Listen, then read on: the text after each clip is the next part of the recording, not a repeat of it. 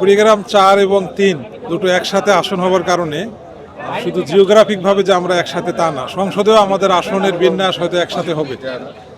So এমন অনেক সময় হয়তো হবে যে কুড়িগ্রাম 3-এর সংসদ সদস্য কিছুক্ষণের জন্য নাই, কুড়িগ্রাম 4-এর সংসদ সদস্যকে কাভার করতে হবে।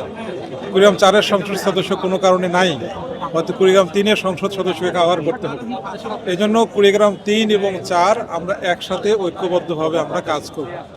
কুড়িগ্রাম 3 এবং 4 দুটো আসনেই নদী বেষ্টিত হওয়ার কারণে এবং জিওগ্রাফিকভাবে সমস্যাগুলো অনেকটা কাছাকাছি হওয়ার কারণে আমরা সমন্বিতভাবে আমাদের যে সমস্যাগুলো আমরা আইডেন্টিফাই করেছি, বিশেষ করে সায়েন্টিফিক ওয়েতে নদী ভাঙ্গনটা রোধ করা, নদীগুলোতে স্থায়ী বাঁধ দেয়া, এরপর হলো আমাদের যে যুবক আছে যুবকদের কর্মসংস্থান, এরপর হলো যে আমাদের যে রাস্তা এবং অবকাঠামোগুলো আছে এগুলো যে ভগ্নদশা, এই অবকাঠামোগুলো কাজ করা এবং রৌমারী সহ এই অঞ্চলের মানুষের যে প্রাণের দাবি চিলমারি রৌমারী সেতু, এই সেতুকে নিয়ে একসাথে কাজ করা, এগুলো আমরা সমন্বিতভাবে কাজ করবো ইনশাআল্লাহ। আমরা প্রাথমিকভাবে অলরেডি আমরা এই 2 জন সংসদ সদস্য সহ আমরা কুড়িগ্রামের 4 জন সংসদ সদস্য আমরা এই সেতুটা নিয়ে বসেছিলাম। আমরা যখন প্রথমে শপথের জন্য জাতীয় সংসদে যাই, জাতীয় সংসদের শপথের পরপরই আমরা এই এজেন্ডা নিয়ে আলোচনা করেছি।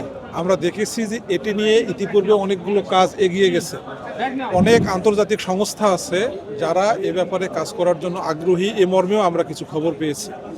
আমরা যে কাজটি করব সেটা হলো যে পার্লামেন্টের প্রথম অধিবেশনেই আমরা যখনই সুযোগ পাব, কুড়িগ্রাম 4-এর আপনারা যাকে নির্বাচিত করেছেন মোস্তাফিজুর রহমান মুস্তাক ভাই, উনি প্রথম অধিবেশনের প্রথম সুযোগেই পার্লামেন্টের সামনে, জাতির সামনে কুড়িগ্রামের এই যে প্রাণের সেতু, এক্সট্রিম মশার কয়েল প্ল্যান্ট ফাইবার দিয়ে তৈরি, তাই সহজে ভাঙে না, সুগন্ধিযুক্ত ও নিরবিচ্ছিন্নভাবে জ্বলে। ডেঙ্গু চিকুনগুনিয়া বাহি সহ যে কোনো মশার বিরুদ্ধে দেয় এক্সট্রিম সুরক্ষা।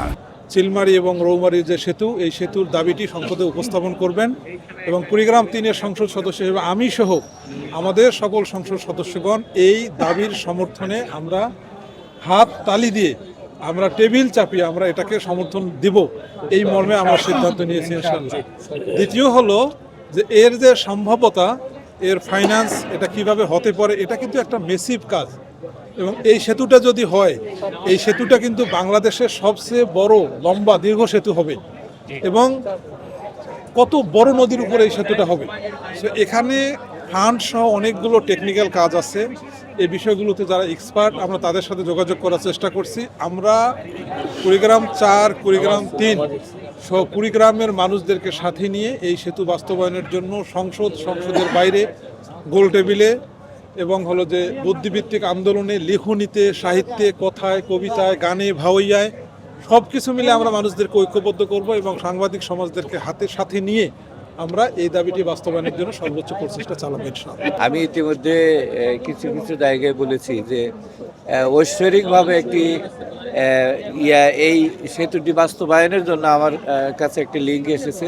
যদি সেটি আমরা 2 জন মিলে এবং 4 জন মিলে যদি এই লিঙ্কটাকে আমরা কার্যকরী করতে পারি, ইনশাআল্লাহ আমাদের এই পিরিয়ডের ভিতরে এই সেতু হয়ে যাবে ইনশাআল্লাহ। আমরা সেটির জন্য আমি আশাবাদী। আমরা উলিপুর, রৌমারী, রাজীবপুর, নাগেশ্বরী, ভুরুঙ্গামারী এবং কুড়িগ্রাম সদর সহ সকল উন্নয়নে আমরা 4 জন যে সংসদ সদস্য আছি, আমরা সকল এলাকার জন্য সম্মিলিতভাবে প্রচেষ্টা করব। যেখানে আমাদের প্রয়োজন আমরা সম্মিলিতভাবে চেষ্টা করব ইনশাআল্লাহ।